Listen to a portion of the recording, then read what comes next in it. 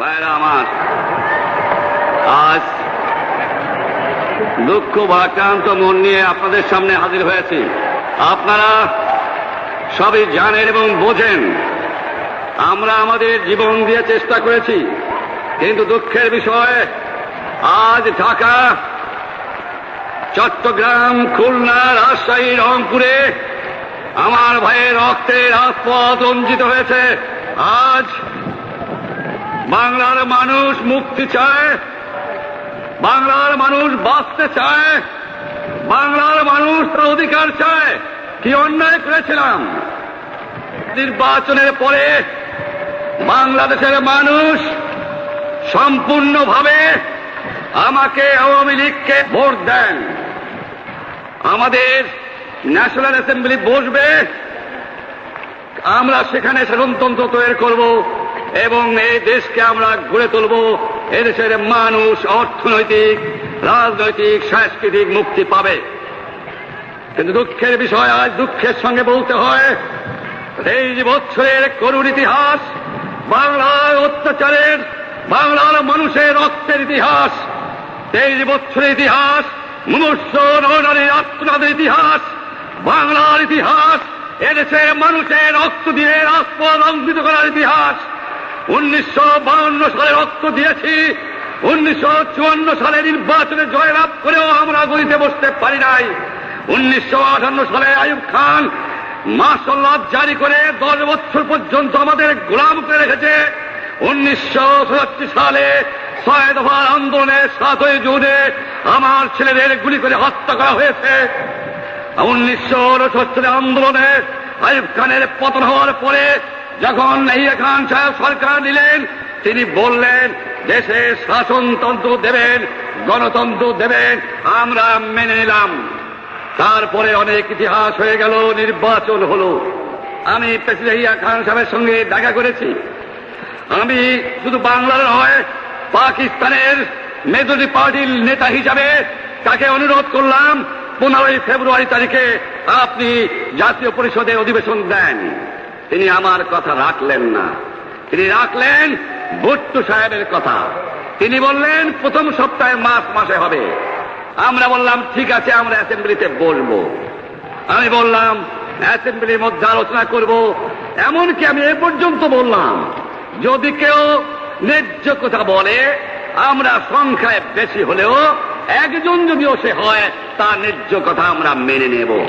যারা ভুট্টো সাহেব এখানে এসেছিলেন, আলোচনা করলেন, বলে গেলেন যে আলোচনার দরজা বন্ধ না, আরো আলোচনা হবে। তারপরে অন্যান্য নেতৃবৃন্দের সঙ্গে আলাপ করলাম, আপনারা আসুন, বসুন, আমরা আলাপ করে শাসনতন্ত্র তৈরি করি। তিনি বললেন পশ্চিম পাকিস্তানের মেম্বাররা যদি এখানে আসে তাহলে কসাইখানা হবে অ্যাসেম্বলি। তিনি বললেন যে যাবে তাকে মেরে ফেলে দেওয়া হবে।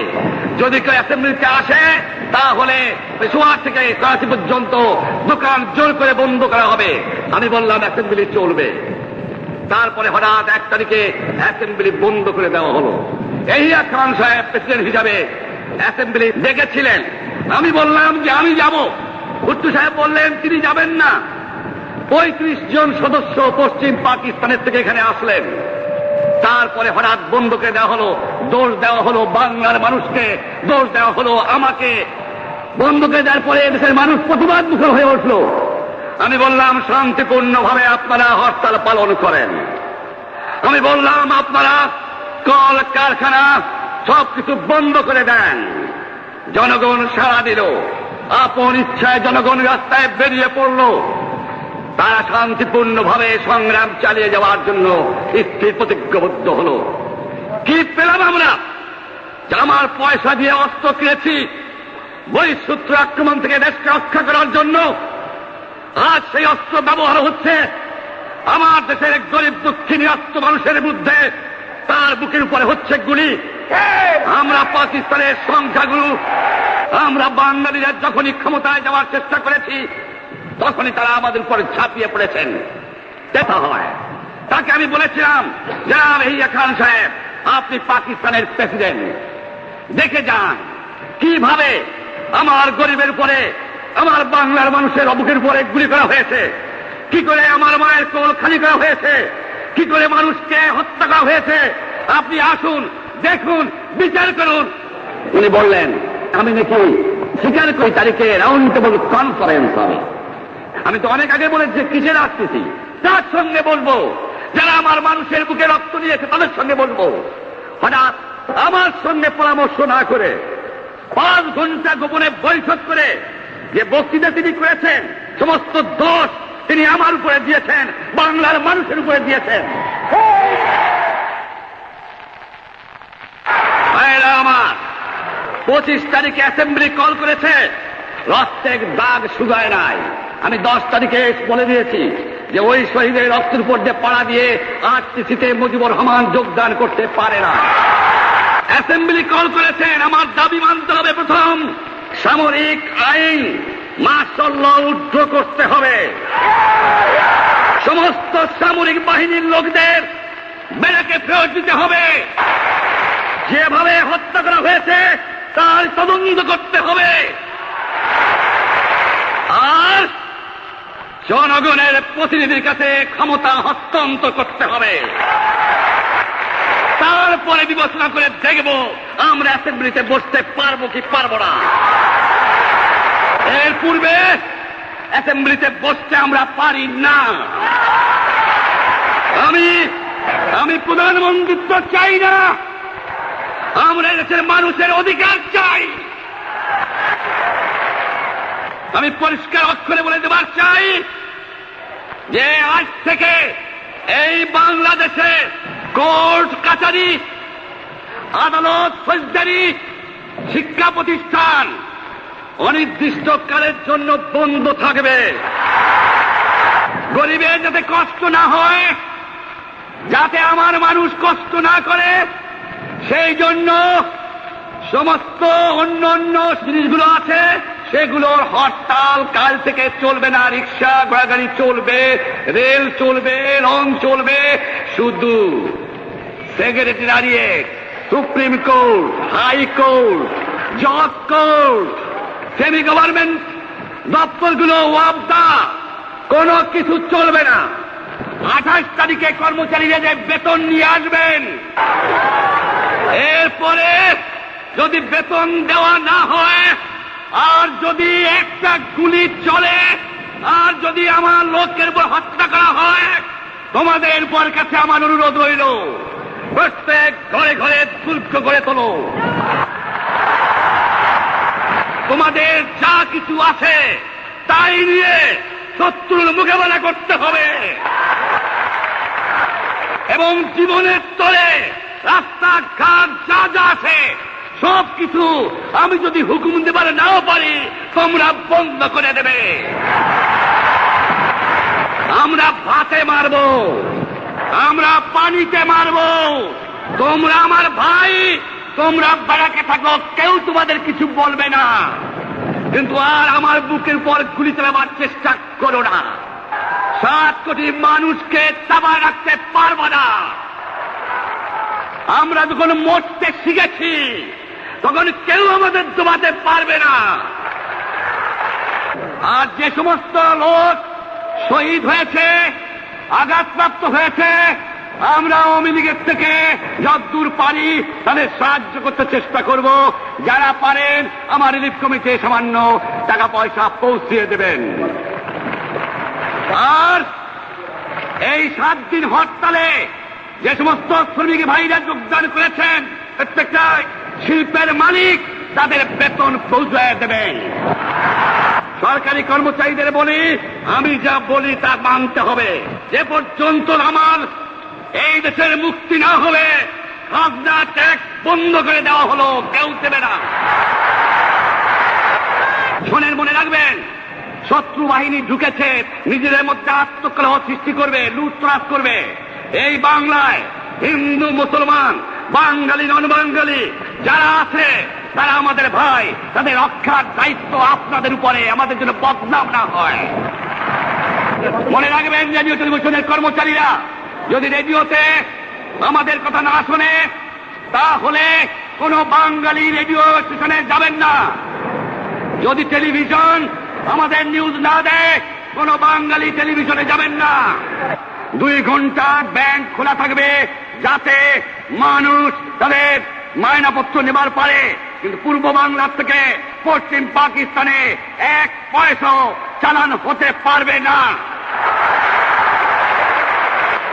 টেলিফোন টেলিগ্রাম আমাদের এই পূর্ব বাংলায় চলবে এবং বিদেশের সঙ্গে নিউজ পাঠালে আপনারা চালাবেন, কিন্তু যদি এই দেশের মানুষকে খতম করার চেষ্টা করা হয়, বাঙালিরা বুঝে শুনে কাজ করবেন। প্রত্যেক গ্রামে প্রত্যেক মহল্লায় আওয়ামী লীগের নেতৃত্বে সংগ্রাম পরিষদ গড়ে তোলো এবং তোমাদের যা কিছু আছে তাই নিয়ে প্রস্তুত থাকো। মনে রাখবা, রক্ত যখন দিয়েছি রক্ত আরো দেব, এই দেশের মানুষকে মুক্ত করে ছাড়বো ইনশাআল্লাহ।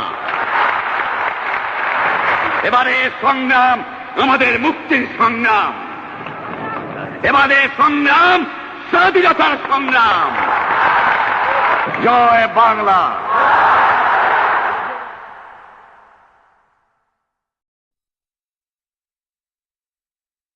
ভাইরা আমার, আজ দুঃখ ভারাক্রান্ত মন নিয়ে আপনাদের সামনে হাজির হয়েছি। আপনারা সবই জানেন এবং বোঝেন আমরা আমাদের জীবন দিয়ে চেষ্টা করেছি, কিন্তু দুঃখের বিষয় আজ ঢাকা, চট্টগ্রাম, খুলনা, রাজশাহী, রংপুরে আমার ভাইয়ের রক্তে রাজপথ রঞ্জিত হয়েছে। আজ বাংলার মানুষ মুক্তি চায়, বাংলার মানুষ বাঁচতে চায়, বাংলার মানুষ তার অধিকার চায়। কি অন্যায় করেছিলাম? নির্বাচনের পরে বাংলাদেশের মানুষ সম্পূর্ণভাবে আমাকে, আওয়ামী লীগকে ভোট দেন। আমাদের ন্যাশনাল অ্যাসেম্বলি বসবে, আমরা সেখানে শাসনতন্ত্র তৈরি করব এবং এই দেশকে আমরা গড়ে তুলব। এদেশের মানুষ অর্থনৈতিক, রাজনৈতিক, সাংস্কৃতিক মুক্তি পাবে।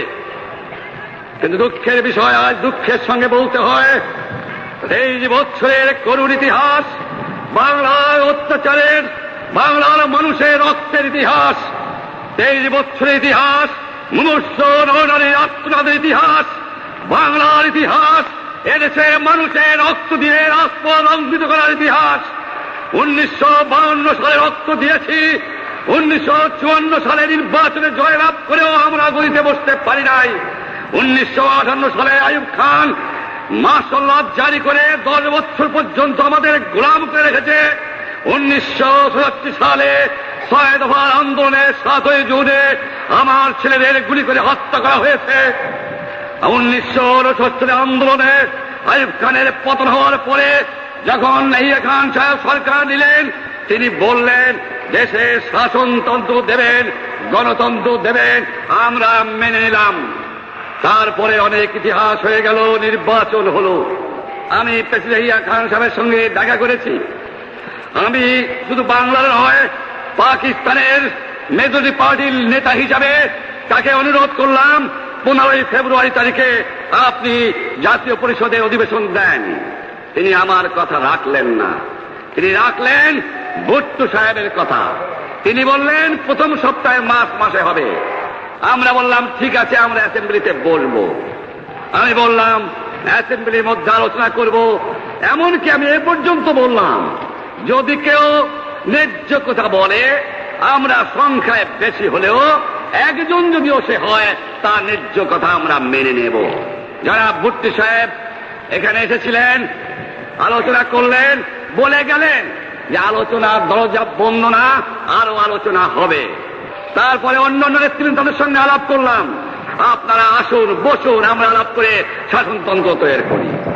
তিনি বললেন পশ্চিম পাকিস্তানের মেম্বাররা যদি এখানে আসে তাহলে কসাইখানা হবে অ্যাসেম্বলি।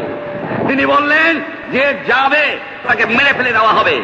যদি কেউ অ্যাসেম্বলিতে আসে তাহলে সোয়ার থেকে করাচি পর্যন্ত দোকান জোর করে বন্ধ করা হবে। আমি বললাম অ্যাসেম্বলি চলবে। তারপরে হঠাৎ 1 তারিখে অ্যাসেম্বলি বন্ধ করে দেওয়া হলো। ইয়াহিয়া খান সাহেব প্রেসিডেন্ট হিসাবে অ্যাসেম্বলি ডেকেছিলেন। আমি বললাম যে আমি যাব। ভুট্টো সাহেব বললেন তিনি যাবেন না। 35 জন সদস্য পশ্চিম পাকিস্তানের থেকে এখানে আসলেন। তারপরে হঠাৎ বন্ধকে দেওয়া হলো, দোষ দেওয়া হলো বাংলার মানুষকে, দোষ দেওয়া হলো আমাকে। বন্ধকে দেওয়ার পরে দেশের মানুষ প্রতিবাদ মুখর হয়ে উঠল। আমি বললাম শান্তিপূর্ণভাবে আপনারা হরতাল পালন করেন। আমি বললাম আপনারা কল কারখানা সবকিছু বন্ধ করে দেন। জনগণ সাড়া দিল, আপন ইচ্ছায় জনগণ রাস্তায় বেরিয়ে পড়ল। তারা শান্তিপূর্ণভাবে সংগ্রাম চালিয়ে যাওয়ার জন্য স্থির প্রতিজ্ঞাবদ্ধ হল। কি পেলাম আমরা? যে আমার পয়সা দিয়ে অস্ত্র কিনেছি বহিঃশত্রু আক্রমণ থেকে দেশকে রক্ষা করার জন্য, আজ সেই অস্ত্র ব্যবহার হচ্ছে আমার দেশের গরিব দুঃখী নিরস্ত্র মানুষের বিরুদ্ধে। তার বুকের উপরে হচ্ছে গুলি। আমরা পাকিস্তানের সংখ্যাগুরু, আমরা বাঙালিরা যখনই ক্ষমতায় যাওয়ার চেষ্টা করেছি তখনই তারা আমাদের উপরে ঝাঁপিয়ে পড়েছেন। দেখা হয় তাকে আমি বলেছিলাম, জনাব ইয়াহিয়া খান সাহেব, আপনি পাকিস্তানের প্রেসিডেন্ট, দেখে যান কিভাবে আমার গরিবের উপরে, আমার বাংলার মানুষের বুকের উপরে গুলি করা হয়েছে, কি করে আমার মায়ের কোল খালি করা হয়েছে, কি করে মানুষকে হত্যা করা হয়েছে। আপনি আসুন, দেখুন, বিচার করুন। উনি বললেন আমি নাকি স্বীকার করি তারিখে রাউন্ড টেবল কনফারেন্স হবে। আমি তো অনেক আগে বলেছি কিসের আসতেছি, তার সঙ্গে বলবো, যারা আমার মানুষের বুকে রক্ত দিয়েছে তাদের সঙ্গে বলবো। হঠাৎ আমার সঙ্গে পরামর্শ না করে 5 ঘন্টা গোপনে বৈঠক করে যে বক্তৃতা তিনি করেছেন, সমস্ত দোষ তিনি আমার উপরে দিয়েছেন, বাংলার মানুষের উপরে দিয়েছেন।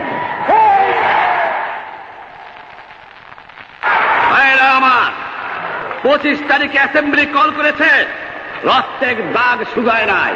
আমি 10 তারিখে বলে দিয়েছি যে ওই শহীদের রক্তের উপর দিয়ে পাড়া দিয়ে আরটিসিতে মুজিবুর রহমান যোগদান করতে পারে না।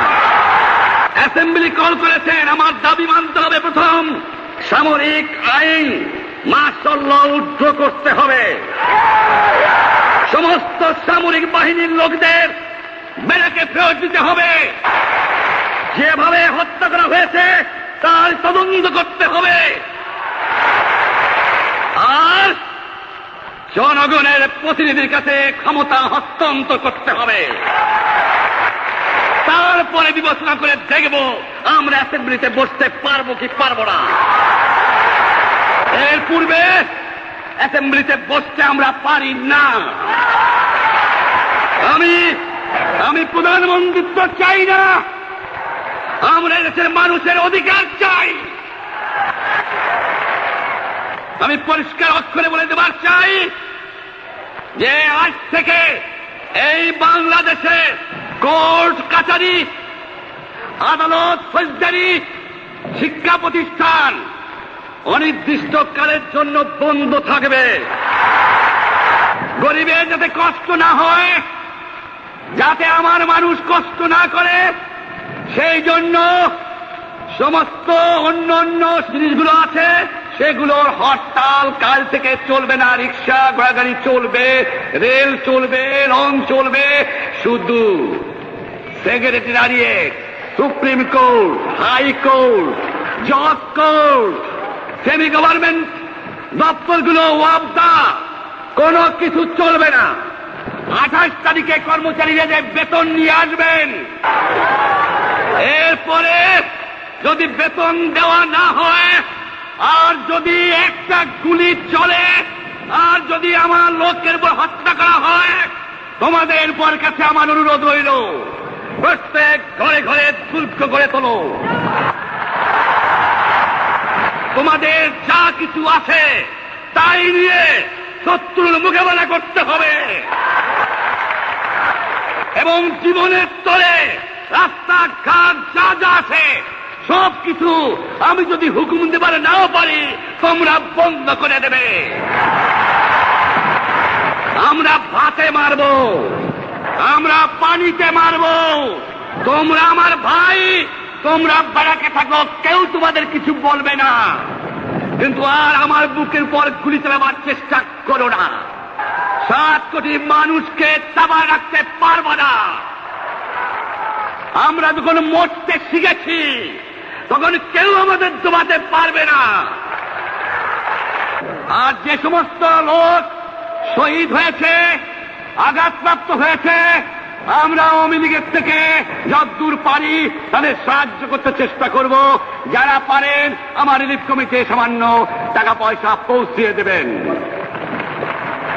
আর এই 7 দিন হরতালে যে সমস্ত শ্রমিক ভাইরা যোগদান করেছেন, প্রত্যেকটা শিল্পের মালিক তাদের বেতন পৌঁছায় দেবেন। সরকারি কর্মচারীদের বলি, আমি যা বলি তা মানতে হবে। যে পর্যন্ত আমার এই দেশের মুক্তি না হবে, খাজনা ট্যাক্স বন্ধ করে দেওয়া হলো, কেউ দেবে না। শোনেন, মনে রাখবেন, শত্রু বাহিনী ঢুকেছে, নিজেদের মধ্যে আত্মকলহ সৃষ্টি করবে, লুটতরাজ করবে। এই বাংলায় হিন্দু মুসলমান, বাঙালি নন বাঙালি যারা আছে তারা আমাদের ভাই। তাদের রক্ষার দায়িত্ব আপনাদের উপরে, আমাদের জন্য বদনাম না হয়। মনে রাখবেন, রেডিও টেলিভিশনের কর্মচারীরা যদি রেডিওতে আমাদের কথা না শোনে, তাহলে কোন বাঙালি রেডিও স্টেশনে যাবেন না। যদি টেলিভিশন আমাদের নিউজ না দেয়, কোন বাঙালি টেলিভিশনে যাবেন না। 2 ঘন্টা ব্যাংক খোলা থাকবে, যাতে মানুষ তাদের মায়নাপত্র নেবার পারে। কিন্তু পূর্ব বাংলার থেকে পশ্চিম পাকিস্তানে 1 পয়সাও চালান হতে পারবে না। টেলিফোন টেলিগ্রাম আমাদের এই পূর্ব বাংলায় চলবে এবং বিদেশের সঙ্গে নিউজ পাঠালে আপনারা চালাবেন। কিন্তু যদি এই দেশের মানুষকে খতম করার চেষ্টা করা হয়, বাঙালিরা বুঝে শুনে কাজ করবেন। প্রত্যেক গ্রামে, প্রত্যেক মহল্লায় আওয়ামী লীগের নেতৃত্বে সংগ্রাম পরিষদ গড়ে তোলো এবং তোমাদের যা কিছু আছে তাই নিয়ে প্রস্তুত থাকো। মনে রাখবা, রক্ত যখন দিয়েছি, রক্ত আরো দেব। এই দেশের মানুষকে মুক্ত করে ছাড়বো ইনশাআল্লাহ। এবারে সংগ্রাম আমাদের মুক্তির সংগ্রাম, এবারে সংগ্রাম স্বাধীনতার সংগ্রাম। জয় বাংলা।